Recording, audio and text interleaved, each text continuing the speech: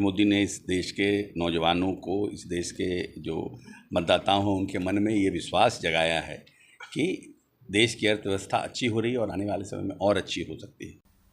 शेखपुरा पहुंचे मंत्री अशोक चौधरी कार्यकर्ताओं ने किया भव्य स्वागत। प्रधानमंत्री नरेंद्र मोदी ने अपने 10 वर्षों के कार्यकाल में पूरे देश में लोगों के मन में यह विश्वास दिलाने का प्रयास किया है और उन्होंने जो काम किए हैं उससे यह विश्वास से दिलाया भी है कि हिंदुस्तान की जो अर्थव्यवस्था आने वाले समय में दुनिया की सबसे बड़ी अर्थव्यवस्था होगी। उक्त बातें बिहार के नीतीश सरकार में मंत्री व जदयू नेता अशोक चौधरी ने शेखपुरा में कही। शेखपुरा पहुंचे अशोक चौधरी ने कहा कि भारत 5वीं बड़ी अर्थव्यवस्था भी हो गई है और तीसरी बड़ी अर्थव्यवस्था के लिए बढ़ रही है। अगर देश आगे बढ़ेगा तो हम सबका कल्याण होगा। मोदी का जुनून है कि पूरे देश और 400 पार करना परेशानी का सबब नहीं है।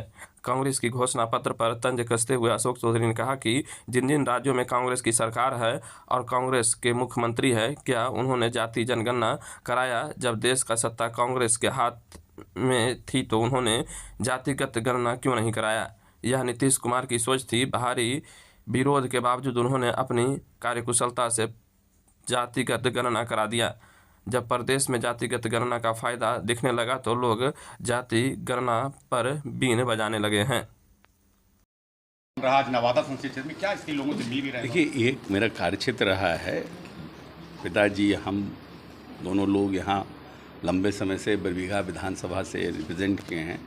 शेखपुरा और जमुई हम लोगों का कार्यक्षेत्र रहा है, तो ये जवाबदेही, मोरल रिस्पॉन्सिबिलिटी बनती है जो एनडीए के जो उम्मीदवार हैं उनके पक्ष में। फिर क्योंकि हमें मौका नहीं मिल पाएगा, हमें पार्टी के द्वारा सीमांचल में ड्यूटी लगाया गया है और वहाँ सेकेंड फेज का चुनाव है, इसलिए जो अपने मतदाता हैं, जो अपने शुभचिंतक हैं, जो हमारे प्रति जिनके लगाव रहा है लंबे समय से, उन लोग सबको एक्टिवेट कराना चाह रहे हैं कि पार्टी के उम्मीदवार के प्रति एक्टिवेट हों। क्या रुझान देखने को मिल रहा है? रुझान पक्ष में है, रुझान पक्ष में है। अब अंतर है कि सबका कोई कैंडिडेट जमानत जब्त कराता है, 2-4 का जमानत जब्त कराता है, मार्जिन क्या रहता है, बस लड़ाई उसकी है।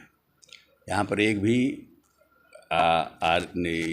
इसके महागठबंधन के एक भी उम्मीदवार कहीं से जीतेंगे नहीं। क्योंकि दोनों संसदीय क्षेत्र पर एनडीए का कब्जा लगातार रहा है, तो कुछ शिकायतें भी मतदाताओं की सुनने को मिल रही होगी। देखिए, देश का जो मतदाता, जो प्रदेश का है, वो नीतीश कुमार और नरेंद्र मोदी जी का जो लीथल कॉम्बिनेशन है। नरेंद्र मोदी ने इस देश के नौजवानों को, इस देश के जो मतदाताओं हैं उनके मन में ये विश्वास जगाया है कि देश की अर्थव्यवस्था अच्छी हो रही है और आने वाले समय में और अच्छी हो सकती है। तो निश्चित रूप से लोगों को विश्वास है उनके ऊपर, उन्होंने किया है और आगे भी करेंगे। बिहार में नीतीश कुमार ने काम करके दिखाया है। 18 वर्षों के कार्यकाल में नीतीश जी का घोर से घोर विरोधी भी ये कहता है कि नीतीश कुमार ने बहुत काम किया है। तो ये बड़ा लीथल कॉम्बिनेशन है और हम समझते हैं कि प्रदेश की जो जनता है वो इस कॉम्बिनेशन पर, मोदी नीतीश के कॉम्बिनेशन पर अपना मोहर लगाएगी। आखिर मोदी ही जरूरत क्यों? मोदी ने कहीं ना कहीं विश्वास दिखाया है, जताया है ना, लोगों में ये विश्वास जग गया 10 साल में कि मोदी जी ने काम किया है।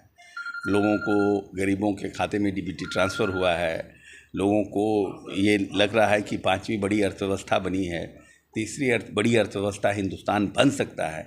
और ये संभव तभी है जब एक कैपेबल हाथ में, एक मजबूत सशक्त हाथ में देश रहे।